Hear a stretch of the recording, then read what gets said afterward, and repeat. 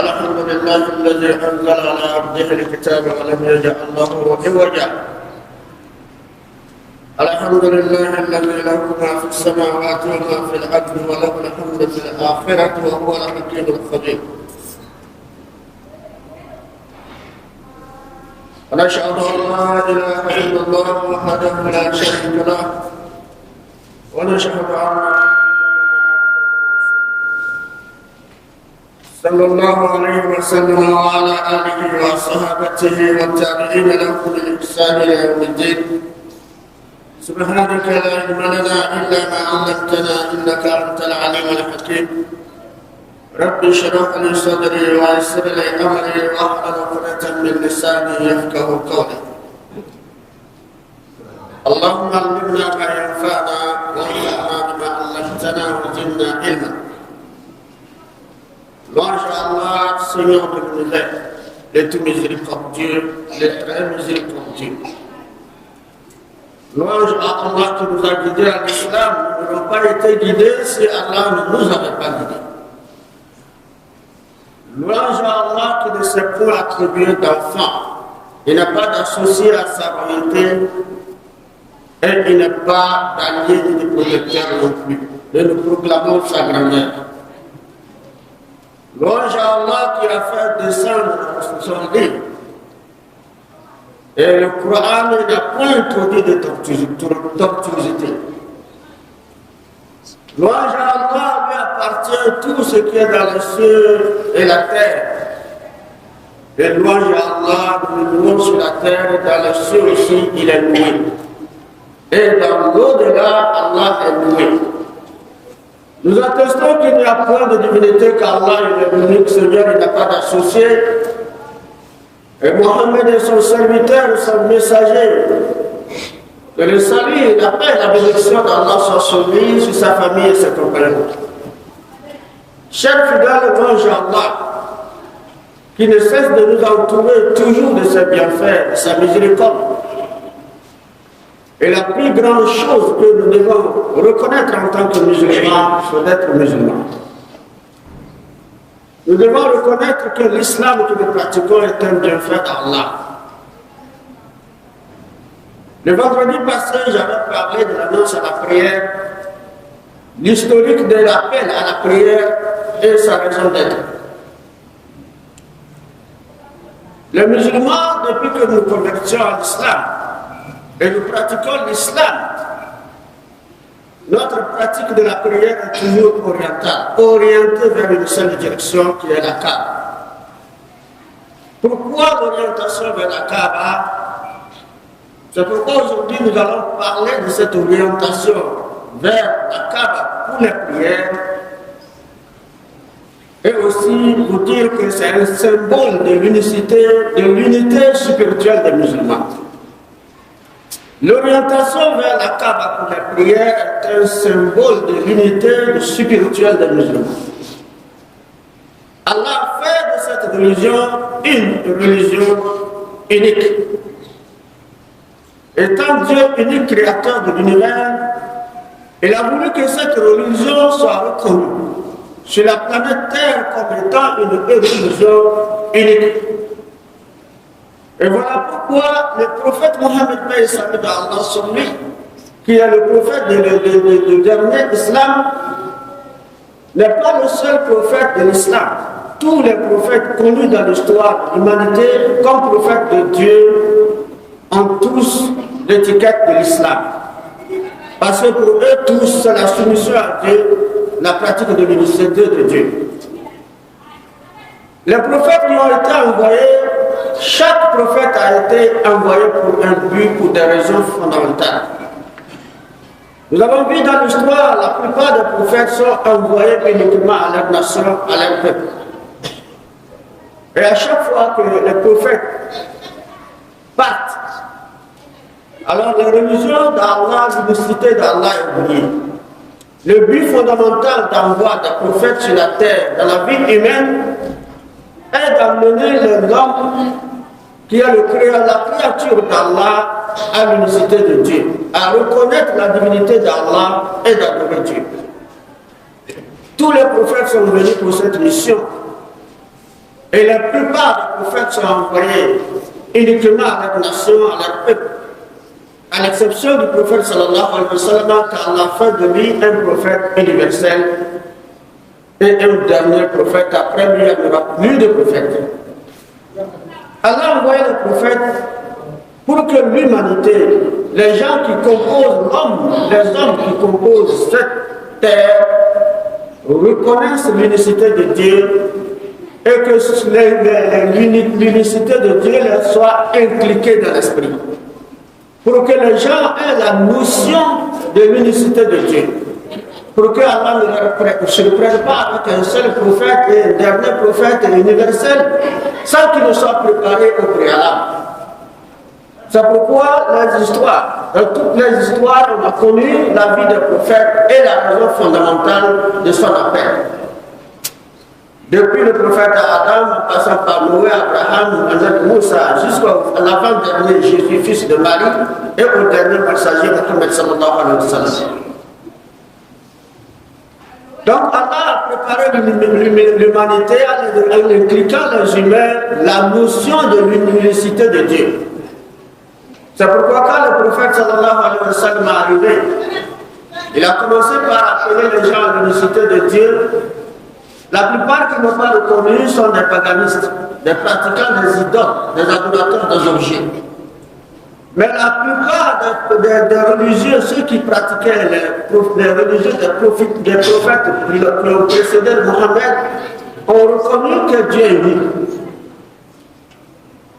Parce qu'au fil du temps que la religion s'altère et que l'unicité de Dieu commence par disparaître dans l'esprit des humains, Allah envoie un autre prophète pour prêcher. C'est pourquoi certains prophètes sont venus, chaque prophète est venu pour sa mission. Les prophètes qui ont reçu les livres, ils ne sont que 5 parmi des centaines de prophètes. An-Nabi Ibrahim, An-Nabi Daoud, An-Nabi Moussa, An-Nabi Isa, An-Nabi Muhammad. C'est les 5 qui ont reçu les livres. Tous les autres, des centaines de prophètes connus dans l'histoire, mentionnés par le Coran, tout comme dans la Bible, n'ont pas reçu de livres. Ils ont pratiqué quel livre? C'est le livre de leurs prédécesseurs. Les prophètes sont venus uniquement pour enchaîner ce que leurs prédécesseurs leur ont dit, ont parlé de leur appelé à faire. Chaque prophète ne vient qu'enchaîner ce que son prédécesseur a fait. Et lorsque le livre d'Allah commence par être falsifié, altéré, Allah fait revivre une autre révélation avec un autre prophète. Jusqu'à le dernier message de révélation qui est le Coran, qui est un grand livre rempli de toutes les histoires et toute situation d'éducation humaine à l'orientation vers l'unique Dieu.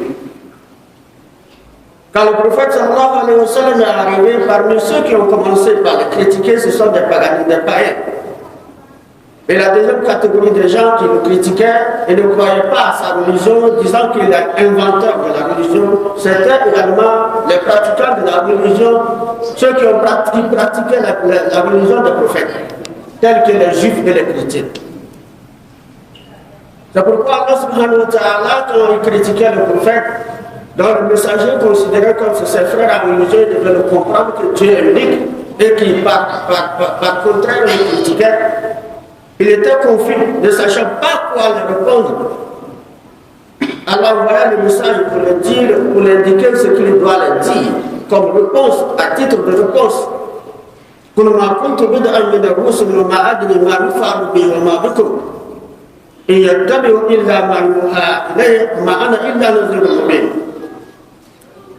prophète sallallahu alayhi wa sallam a dit, dire-leur, je ne suis pas un innovateur parmi les messagers. Je ne suis pas un inventeur d'une nouvelle religion parmi les messagers qui sont venus, donc vous connaissez, vous pratiquez la religion. Je ne suis pas nouveau. Et je ne suis pas quelqu'un qui est venu pour inventer quelque chose de nouveau. Et je ne sais ce que doit m'arriver. Je ne sais rien de ce qui pourrait m'arriver ni vous arriver. Je ne fais que suivre ce qui m'a été révélé. Et je ne suis qu'un avertisseur clair. Je suis venu pour vous avertir clairement.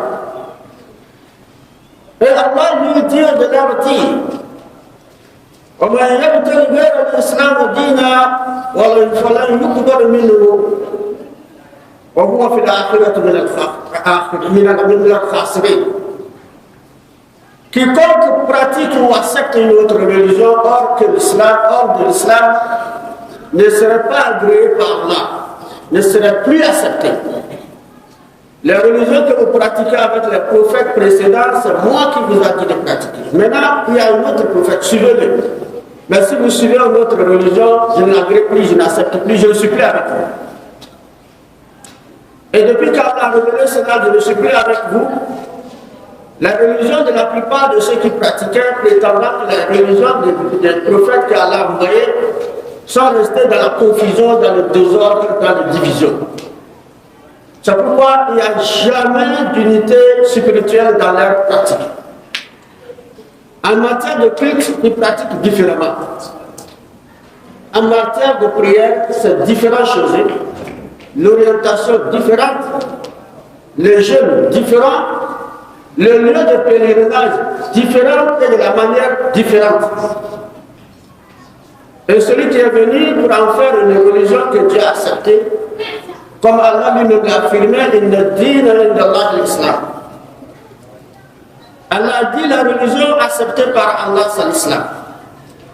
Alors cet islam que lui il a accepté, il a instauré, il a institué, il a instauré aux croyants, aux musulmans, c'est-à-dire aux humains, c'est une religion qui demeurera une religion qui a des symboles spirituels pour cette nation ou communauté musulmane.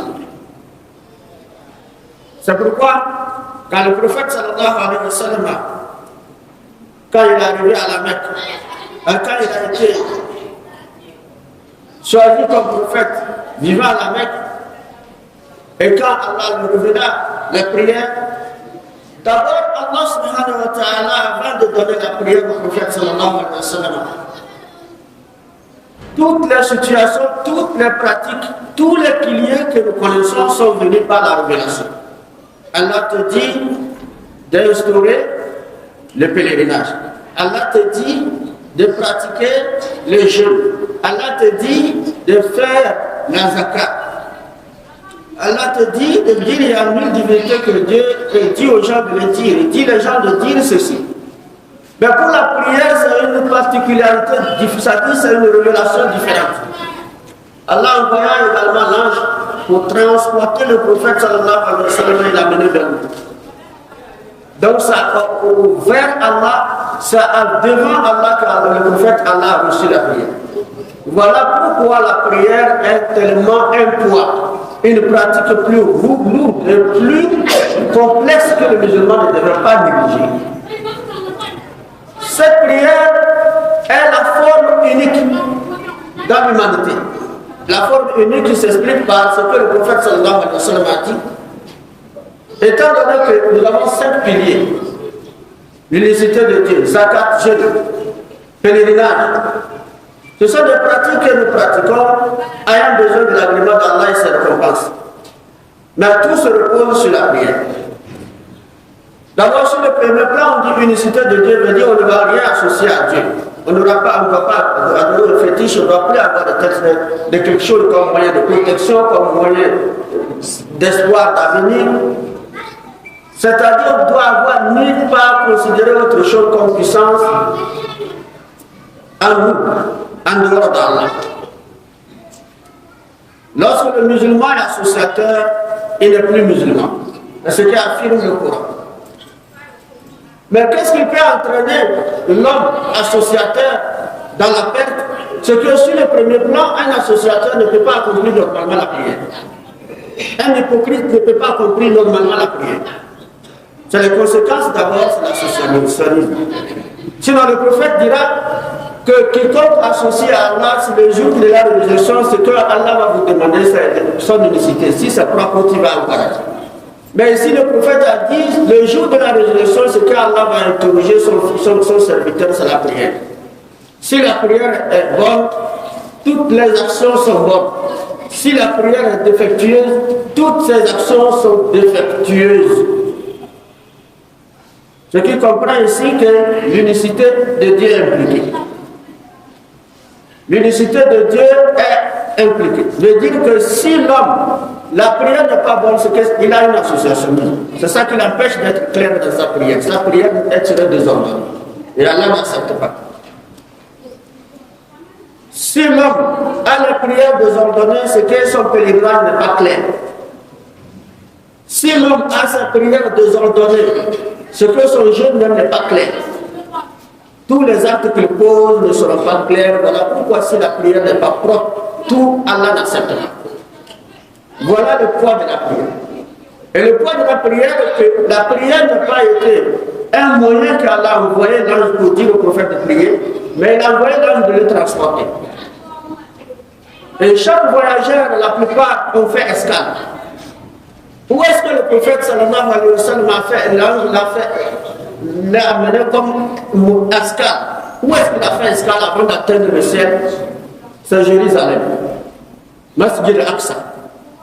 Le temple, la mosquée de Jérusalem. C'est là où Allah a demandé l'ange Gabriel de visiter d'abord, avant de l'amener chez nous.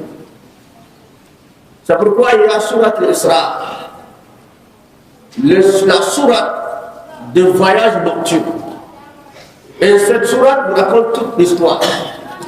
Et quand le prophète est arrivé à la mosquée de Aqsa, pour voir où la majorité des prophètes ont fait leur prière. C'est là-bas, parce que c'est une mosquée construite par les prophètes.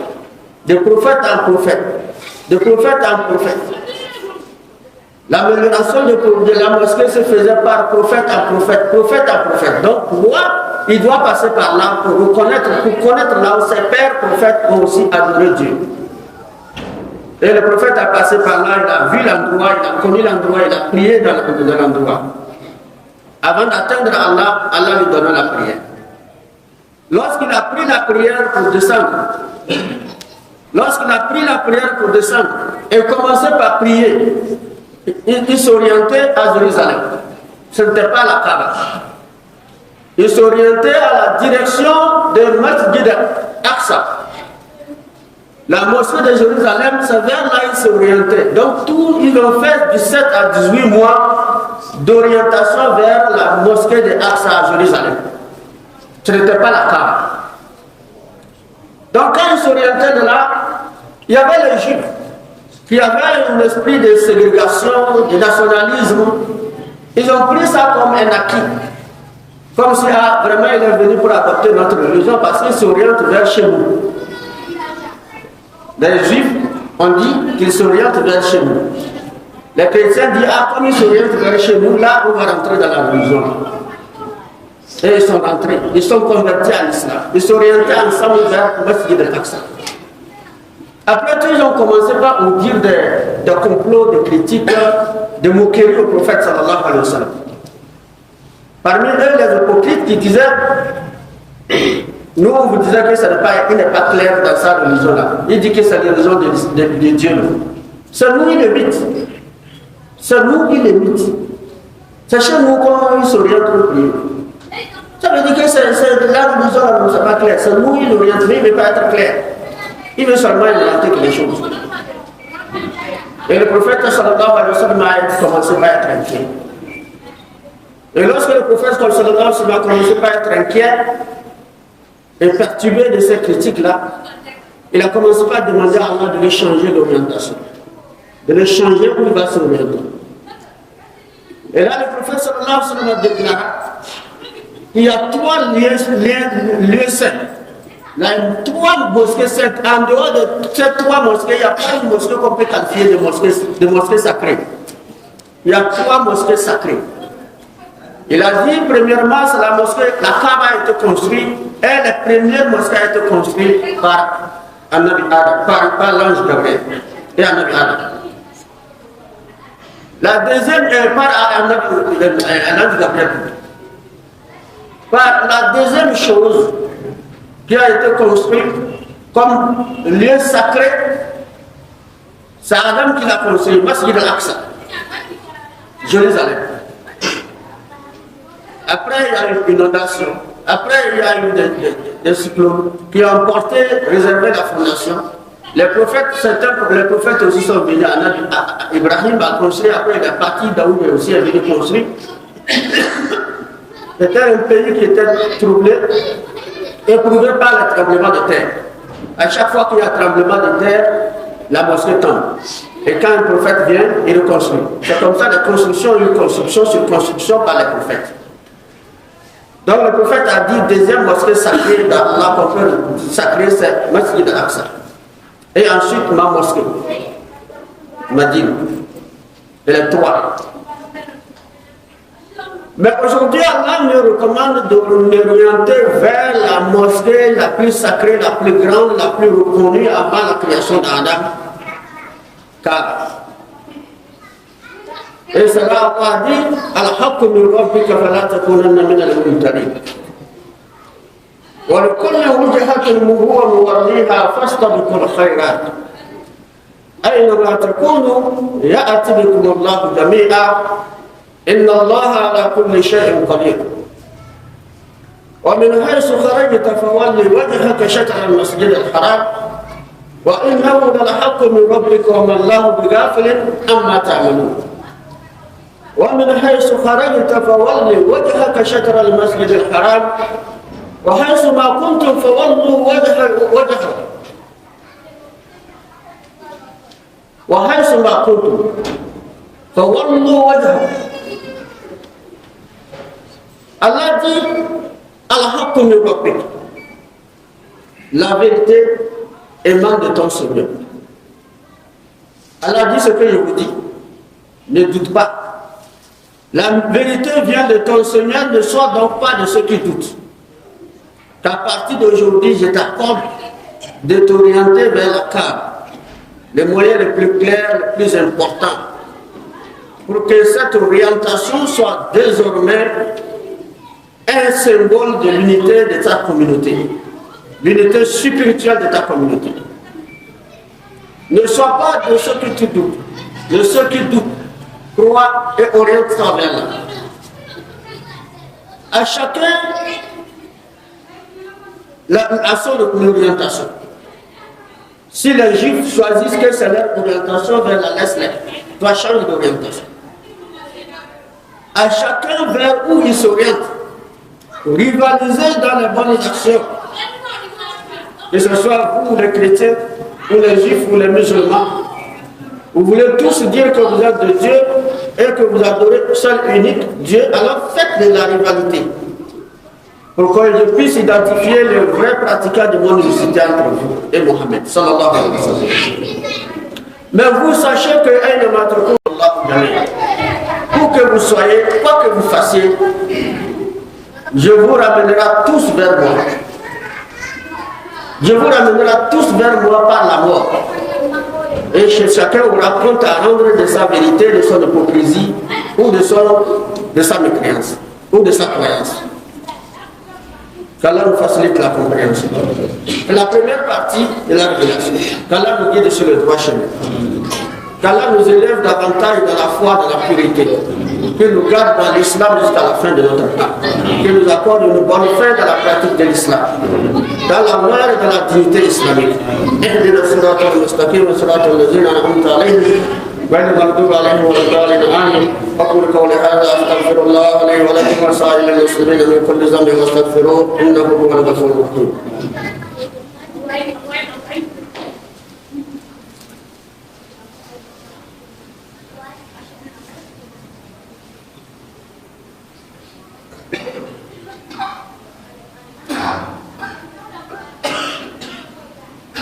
Ensuite, après, qu'est-ce que soit ce que vous faites, où vous êtes, où que vous soyez, quel que soit ce que vous faites, quelle que soit votre croyance, quelle que soit votre prétention de bon croyant, je vous ramènerai vers moi. Et chacun vous raconte à rendre de tout ce qu'il pense, de tout ce qu'il croit et de ce que je sais de vous. ومن حيث خرجت فول وجهك شطر المسجد الحرام وإنه للحق من ربك وما الله بغافل عما تعملون. Et Allah dit au prophète sallallahu alayhi wa sallam, d'où que tu sortes, toi Mohammed, tourne-toi vers la mosquée sacrée, la Kaaba. D'où que tu sortes à partir d'aujourd'hui pour faire la prière, tourne-toi vers la mosquée sacrée, la Kaaba.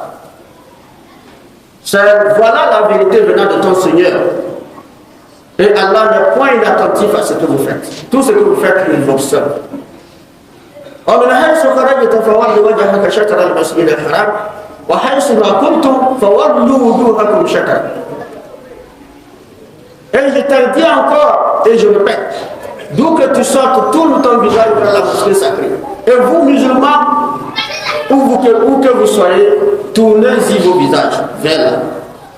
À partir d'aujourd'hui, c'est ce que je vous ordonne. Tournez vos visages, maintenant c'est vers là, vous allez tous prier dans le monde entier en tant que musulmans. لئلا يكون للناس حجة إلا الذين ظلموا منهم فلا تخشوهم واخشوني ولأتم نعمتي عليكم ولعلكم تهتدون. Afin que ces juifs-là, ou les chrétiens, n'ont pas d'argument comme accusation ou comme de moquerie à vous faire. À partir d'aujourd'hui, ne plus d'inquiétude, ne les craignez plus, mais craignez-moi. Ne les craignez plus en demeurant en priant Aqsa, mais priez en regardant le Kaaba. Afin que je parachève les bienfaits sur vous. Afin que je parachève les bienfaits sur vous. Et là, les musulmans, selon l'histoire, la révélation fut donnée de révéler au prophète sallallahu lors de la prière de Assa. Et le prophète ordonna qu'on change de direction. Dans cette prière de Assa, ils ont prié en direction de Kaaba. Et depuis lors, cette pratique est devenue un moyen que tous les musulmans dans le monde entier reconnaissent que leur orientation c'est vers la Kaaba. Mais quelles sont les raisons fondamentales de ce que nous ignorons? Voilà pourquoi nous devons le savoir. Ensuite de cela, quelle est la suite? Quelle est la réaction? Quelle était la réaction de ceux-là? Et Allah dit, en tout cas, ça les a frustrés. وما جعلنا القبلة التي كنت عليها إلا لنعلم من يتبع الرسول ممن ينقلب على عقبيه وإن كانت لكبيرة إلا الذين هدى الله. Allah dit, nous n'avons recommandé l'orientation, les changements d'orientation que pour savoir réellement qui est parmi eux. Pour savoir vraiment qui est converti vraiment pour m'adorer à travers l'appel de Mohammed.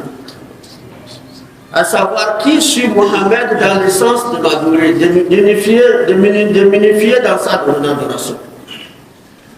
Et aussi de savoir ceux qui quitteront l'islam ou ceux qui vont tourner sur leurs talents. C'était un changement difficile, Allah dit. C'était un changement difficile, mais pas pour ceux qui croient. Ce qui veut dire que ce n'était pas tous qui ont quitté l'islam parce que l'orientation a été changée, mais juste les hypocrites, juste les racistes, juste ceux qui ont l'esprit de géographie, l'esprit de nationalisme ou de racisme, de ségrégation, qui n'avaient pas purement la foi de l'unicité de Dieu, mais d'adorer Dieu en fonction de nationalité, de race, etc. Ce n'est pas pour leur adoration. Dans la religion de Moussa ou de la religion de Issa n'était pas fondée sur une bonne foi à cette époque. Mais parmi eux, il y en a ceux qui étaient croyants vrais. C'est pourquoi Allah dit que c'était un changement difficile, à l'exception de ceux, sauf ceux qui Allah a guidé. Et ils sont rentrés à l'islam parce que reconnaissant que Moïse et les autres prophètes qui ont précédé Mohammed étaient les prophètes envoyés par Dieu. Avec toutes les preuves que Mohammed a données, donc ils reconnaissent que vraiment c'est un envoyé de Dieu. Donc il n'y a pas d'autre choix que d'adorer Dieu à travers cette nouvelle religion qui est l'islam. Et aussi ils se disent, nous n'adorons pas la mosquée d'Aqsa. Notre orientation vers la mosquée d'Aqsa, ce n'est pas pour adorer les temples. Notre orientation vers la Kaaba, ce n'est pas pour adorer la Kaaba, mais uniquement c'est adorer Allah. Alors où est le mal? Étant donné que nous sommes des croyants voulant adorer Allah, aimerait adorer Allah de par la voie qu'Allah lui-même veut, qu'est-ce qui nous empêche de demeurer musulmans? C'est là qu'Allah a guidé au demeurer musulmans. C'est pourquoi nous devons savoir qu'en islam, l'islam est une grande religion, étant donné qu'elle a une qualificatif de religion universelle. Pourquoi universelle? Allah a fait que cette religion, et il a prescrit, il a instauré cette religion, il a institué également les piliers fondamentaux des pratiques culturelles, pour que ces pratiques culturelles-là, qui ne sont que ces piliers, forment ou constituent ce qu'on appelle un symbole de l'unité spirituelle des musulmans. Ce qui n'existe dans aucune autre religion dans le monde. L'unité spirituelle n'existe dans aucune autre. C'est pourquoi les musulmans devraient être fiers. L'unité spirituelle veut dire quoi? Nous croyons, ce que nous pratiquons l'islam, la prière c'est spirituel, les jeûnes c'est spirituel, les aumônes sont des spirituels, les pèlerinages sont spirituels. Et cette spiritualité est unique à tous les musulmans. Il n'existe aucun musulman ou aucun groupe de musulmans qui se taille un mois pour en faire un jeûne obligatoire.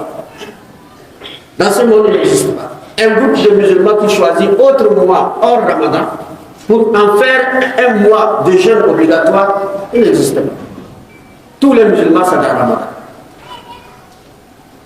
Il n'existe aucun groupe de musulmans qui choisit un autre pays ou un autre lieu de culte comme pèlerinage au nom d'Allah, au nom de l'islam. Ça n'existe pas. Tous les musulmans, qui que ce soit, quelle que soit sa tendance, quelle que soit sa proximité géographique, sa race, alors quel que soit également son rang social, sa provenance, quelle que soit la distance de d'où la personne vient, ceux qui ont les moyens, ils sont obligés d'aller sur une seule terre autour d'un seul symbole de l'islam qui est la Kaaba pour faire le pèlerinage. Un symbole de l'unicité spirituelle qui est le pèlerinage unique, le jeûne unique, les prières, 5 prières par jour, unique à tous les musulmans. Il n'y a pas de musulman qui choisit de faire 5 ou 6 ou 4 prières comme obligatoire. Tous 5, celui qui fait 4 c'est un paresseux. Celui qui fait 6 c'est un innovateur reconnu par les musulmans. Mais c'est 5 qui est obligatoire, qu'Allah nous a institué. Tout le monde entier musulman qui doit pratiquer l'islam doit faire 5. Et nous tous c'est 5. Ce qui n'est pas le cas avec les autres religions. Dont les cultes sont différents, les lieux de pèlerinage différents, les jeûnes différents, l'orientation pour les prières différentes. Voilà la raison pour laquelle nous devons reconnaître que l'islam est une religion pure et spirituelle et qui nous a donné des symboles pour également spiritualiser notre unité et en faire de nous une communauté unique. Qu'Allah nous facilite la compréhension, qu'Allah nous guide sur le droit chemin. Qu'Allah fasse que nous comprenons bien les choses fondamentales qu'il nous a prescrites, les raisons pour lesquelles nous le faisons, l'historique même de ces pratiques, afin que nous soyons motivés à avoir plus de foi et ne pas douter. Allah guide l'humanité sur l'islam. Et nous qui vivons l'islam, qu'Allah nous guide à reconnaître les bienfaits de l'islam. Qu'Allah fasse que nous pratiquons l'islam et que nous bénéficions des bienfaits de l'islam. Qu'Allah fasse que nous soyons des musulmans pratiquants sincères et mourir dans la sincérité et finir avec Shahada la ilaha illallah Muhammad Rasulullah. ربنا آتنا في الدنيا حسنة وفي الآخرة حسنة وقنا عذاب النار. اللهم لا سهل إلا ما جعلته سهلا وأنت تجعل الحزن إذا شئت سهلا. توفنا مسلما وعلى الكرام الصالحين. سبحان ربك رب العزة عما يصفون والسلام على المرسلين والحمد لله رب العالمين.